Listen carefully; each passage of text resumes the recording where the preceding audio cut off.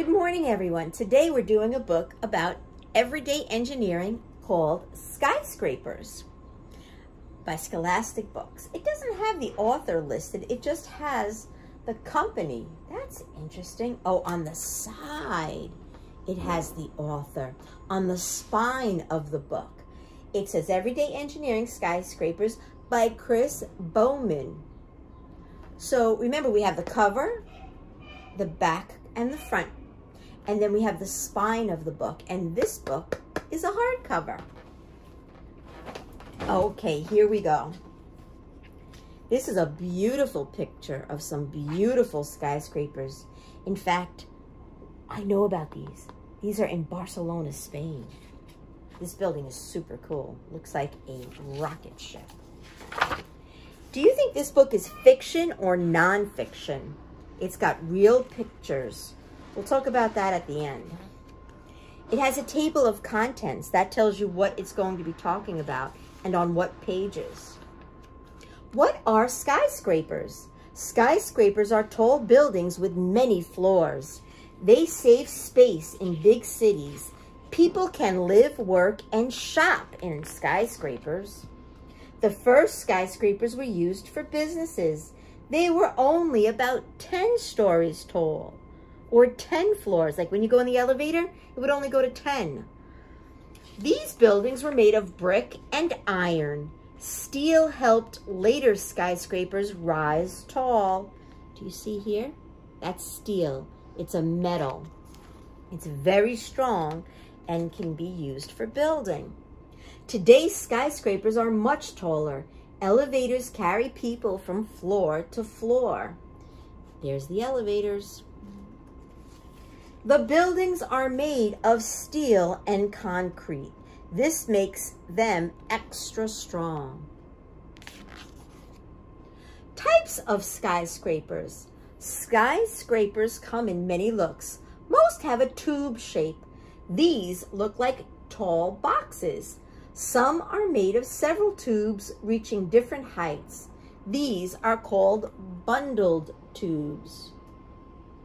You see that? Famous structure profile. So this is a very famous building called Burj Khalifa. It's located in Dubai in the United Arab Emirates.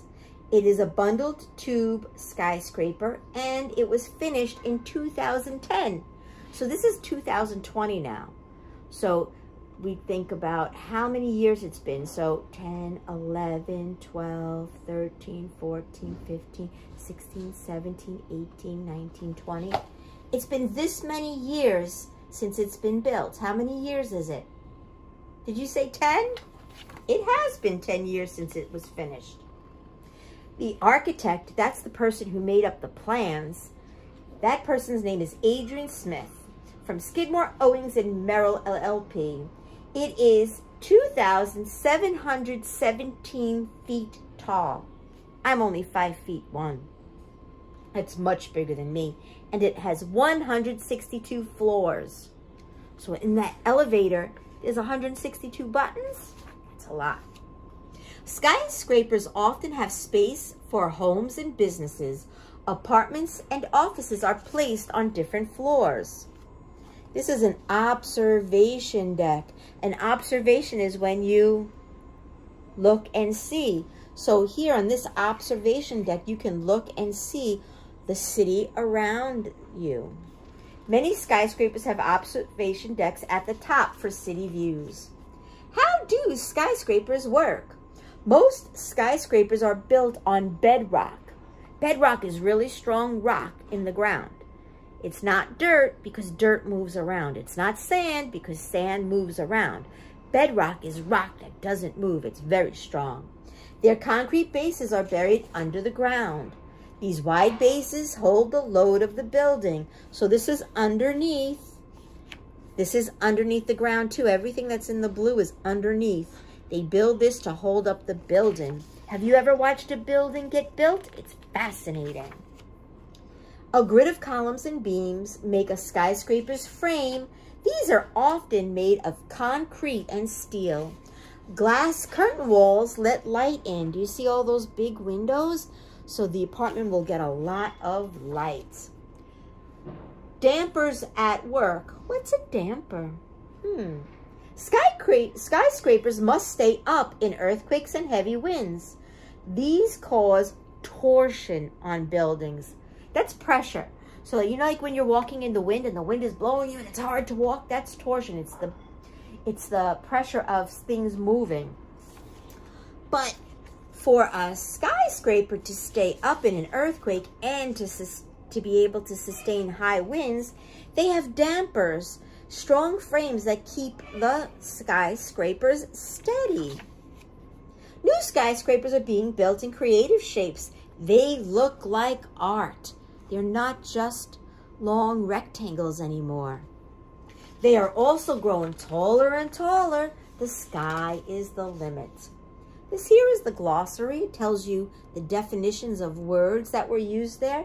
And if you want to learn more, it tells you how to find more information. And here's the index. This tells you what page you heard certain words on. Did you learn something about skyscrapers today? I did. I learned about torsion. And the other thing that I learned is that they're getting higher and higher. Do you think that this is a fiction book, or do you think it's nonfiction? I know you said nonfiction because it told us facts. You guys are super smart. I really like this book. When you have a skyscraper being built, you need a lot of different helpers to be able to make it. You need electricians. You need an architect to make the plans, or multiple architects. You need carpenters. You need crane operators. You need concrete pourers. You need dump truck drivers. I mean, the list goes on and on and on. So there's a lot of communities helpers that help to build skyscrapers. And remember, the reason why we need them is that they give us places to live, places to work, businesses, doctor's offices, shops. There's a lot of reasons why a community needs a skyscraper. Not all communities do. Not all communities need tall, tall buildings to save space. That's why they started being built. To save space, you build up instead of out. Like a farm community doesn't need a skyscraper. They have a lot of land to build on. All right, everybody.